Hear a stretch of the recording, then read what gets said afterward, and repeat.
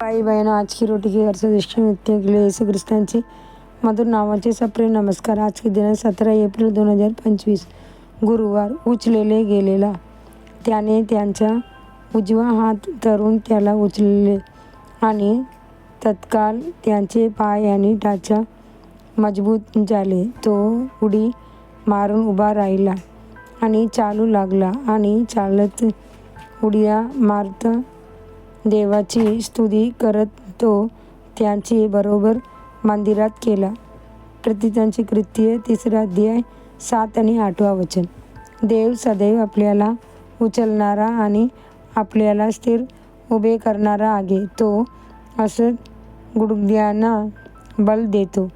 तो आपल्याला करीनासारखे पाय देतो. हा बघू 3 अध्याय 19 वचन.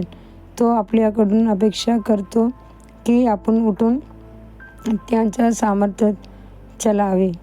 कधीकधी आपले पाय घसरतात आणि आपण पडतो, पण झाड जसे जिथे पडते तिथेच राहते. तसे माणसाने रागू नये, त्याने पुन्हा उभे राहिले पाहिजे. पवित्र शास्त्र म्हणते, धार्मिक मनुष्य 7 वेळा पडतो तरी तो पुन्हा उठतो. नीतिसूत्र 24 अध्याय 16 वचन. जर तुला पुन्हा उठायची इच्छा असेल तर देव तुला उचलण्यासाठी आतुर आहे. जो प्रभू 7 वेळा क्षमा करायला शिकवतो, तोच प्रभू पुन्हा तुला क्षमा करायला तयार आहे. म्हणून पापात रागू नको. उठ.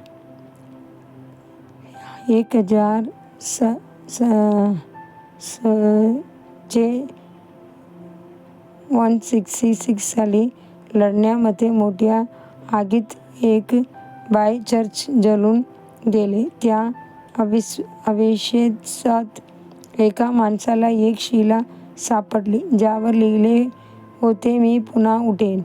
या शब्दांनी प्रेरित होऊन या माणसाने, जो एक महान अभियंता होता,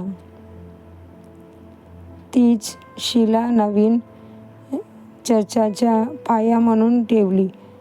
32 वर्षांनी त्या जागी एक तेजस्वी कॅथेड्रल उभा राहिला.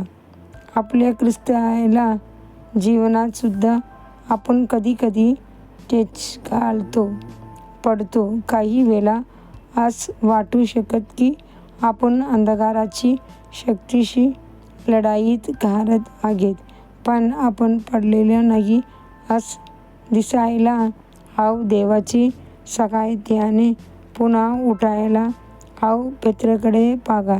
पेत्राने शिष्यत्वात ठेचकाळले. त्याने येशूला नाकारले, शपथ घेतली, शिवाय गाठले, पण तो भीतीच राहिला नाही. तो दुःखाने रडत तो येशूच्या प्रेमाकडे धावला आणि येशूने त्याला उचलून प्रमुख प्रेरित बनवले. देवाची मुलांनो, तुमची पतनात पडून रागू नका, पण देवाची सहाय्याने पुन्हा उभे राहा. प्रभू तुम्हाला स्थापन करेल. अधिक ध्यानासाठी श्लोक. परंतु देवाची कृपेने मी जो आहे तो आहे, आणि त्याची कृपा माझ्यावर व्यर्थ ठरली नाही.